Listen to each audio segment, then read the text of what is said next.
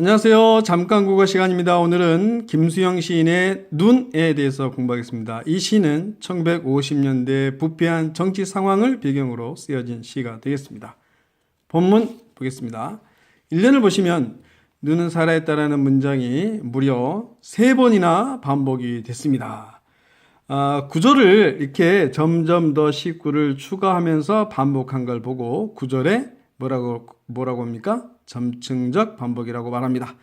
점층적 반복은 뭘 형성하냐면 운율, 리듬감을 형성하고요. 또 강조의 효과가 있습니다.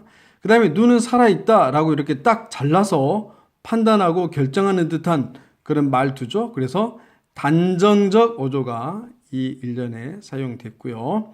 그 다음에 눈은 살아있다라는 이 표현을 통해서 눈의 속성을 우리가 생각해 볼 수 있는데, 살아있으니까 눈의 생명력을 강조하고 있겠죠. 기본적으로 눈은 하얀 어떤 속성을 가지고 있죠. 그래서 눈은 눈의 어떤 순수한 생명력을 강조하고 있다고 볼 수 있습니다. 그 다음에 이렇게 점점 더 구절을 추가하면서 반복하니까 의미를 구체화하고 있어요.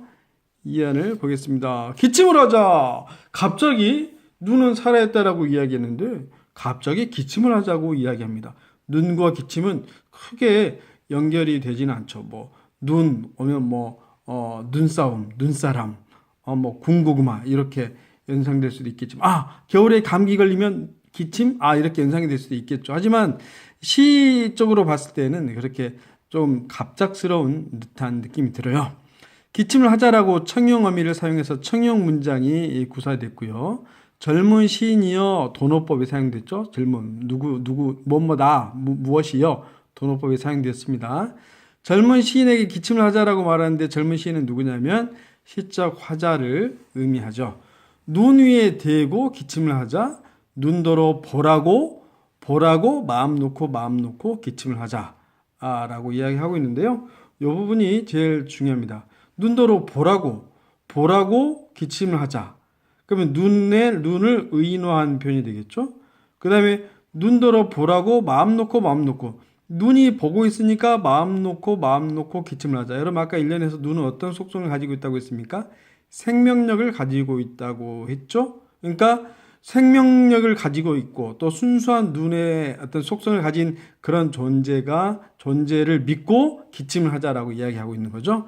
그래서 이 부분은 기침을 한다라는 것은 현실에 대한 비판의 목소리라고 볼 수 있는데요. 당시 현실을 볼 수 있습니다.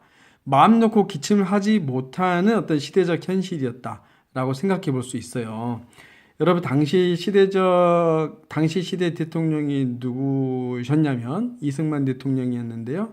그때 당시 부정선거도 많이 저지르고 그 다음에 어떤 정치적 자유나 언론의 자유 이런 것들이 많이 억압되었던 시절이라고 합니다. 그러니까 부정부패가 많이 자행되고 그런 부정적 현실에 대한 비판의 목소리를 맘 놓고 하지 못했던 시절이었다라고 볼 수 있는 거죠. 그래서 마음 놓고 기침을 하자라고 이야기하고 있는데 무엇을 근거로 이야기하냐면 눈의 순수성에 대해서 또 눈의 생명력에 대해서 가지고 마음 놓고 기침을 하자라고 이야기하고 있는 것이죠. 자, 두 가지 해석을 할 수 있는데 첫 번째 해석은요. 눈과 대립적인 속성을 가지고 있는 것은 가래가 분명한데요.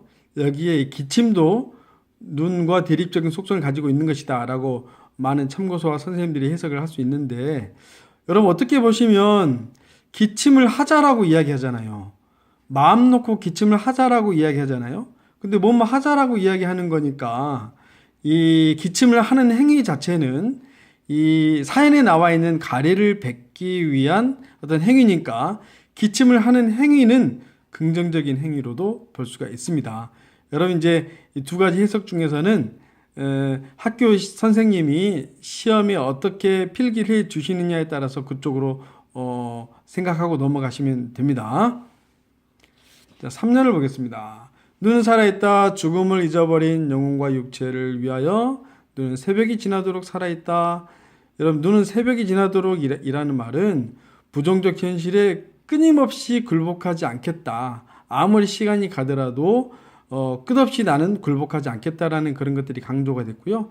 죽음을 잊어버린 영혼과 육체는 아까 이연에 나와 있었던 젊은 시인과 유사한 속성을 가지고 있는 시적 화자를 의미합니다. 그러니까 죽음을 잊어버렸으니까 죽음을 초월한 것이잖아요.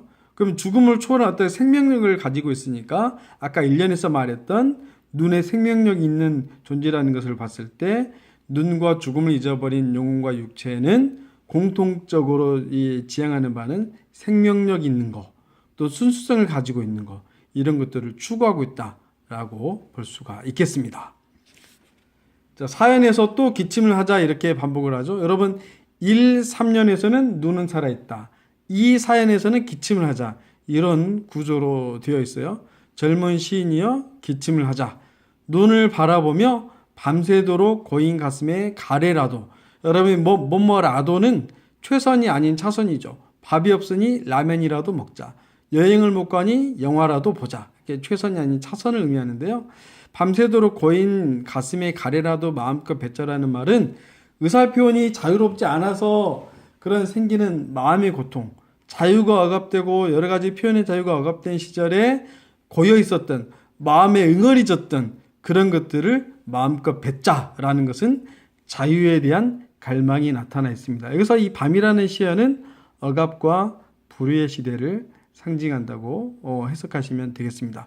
눈과 가래는 분명하게 대립적인 속성을 가지고 있어요. 그래서 이 시의 시상전개의 방식 중에 하나는 대립적 이미지를 가진 두 개를 대립시켜서 시를 전개하고 있습니다. 자, 그래서 김수영 시인의 눈이라는 이 시는 주제는 순수하고 생명력 있는 삶에 대한 소망이 되겠습니다. 지금까지 수고하셨습니다. 감사합니다. 잠깐 구고했습니다. 안녕.